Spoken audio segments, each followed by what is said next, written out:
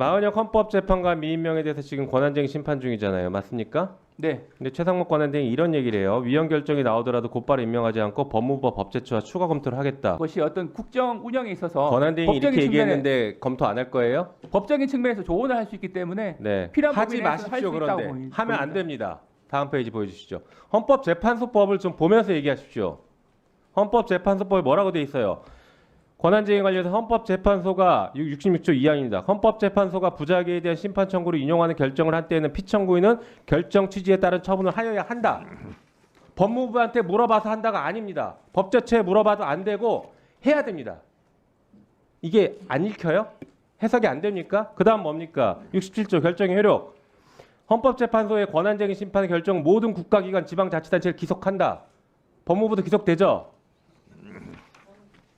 네, 그렇습니다. 예. 예. 조언하지 마시고 바로 임명해야 됩니다.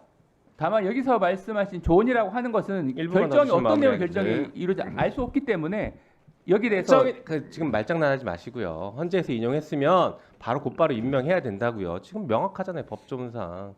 그 권한 대행의 네, 취지는 그만 말씀하십시오.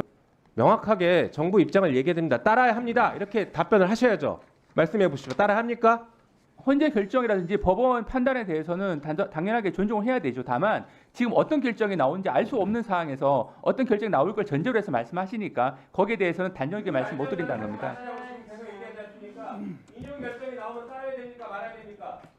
원칙적으로 말씀드리면 헌재 결정은 존중을 해야 됩니다. 예. 그러니까 헌재 결정 내용을 분석을 해야 되고요. 그 취지가 어떤 것인지. 예.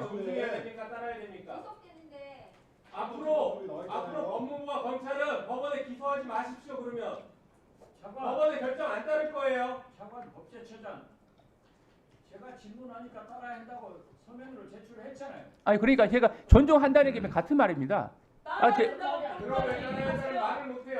아니 제가 존중한다고 말씀을 드렸는데 따라야 한다는 말씀을 자꾸 사실상 그런 답을 원하시니까 사실 같은 취지 말씀드렸던 건데 거기에 대해서 제가 말씀드렸던 겁니다. 존중한다는 말이 같은 취지죠. 아니죠. 같은 취지가 아닙니다. 존중하는 것과 따르는 건 다릅니다. 존중하지만 따르지 않겠다.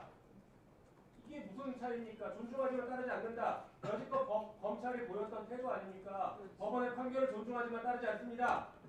이 얘기 항상 하잖아요. 우리는 견해가 다릅니다. 이렇게 따져왔습니다.